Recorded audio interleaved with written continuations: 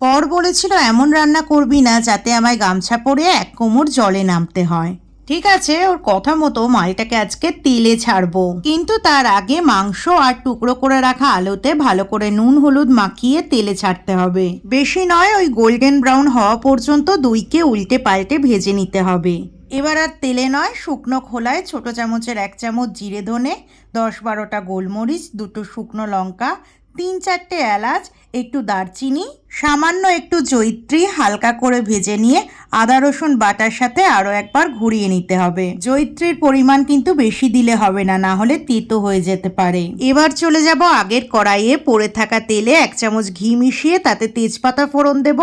তারপরে দেব 2টো বড় সাইজের পেঁয়াজ কুচি। পেঁয়াজগুলো ভাজা হয়ে গেলে টুকরো করে রাখা টমেটো, স্বাদ মতো নুন এবং টেস্টের ব্যালেন্সের জন্য সামান্য একটু চিনি দিয়ে আদা রসুনের পেস্ট দিয়ে ভালো করে কষিয়ে নেব।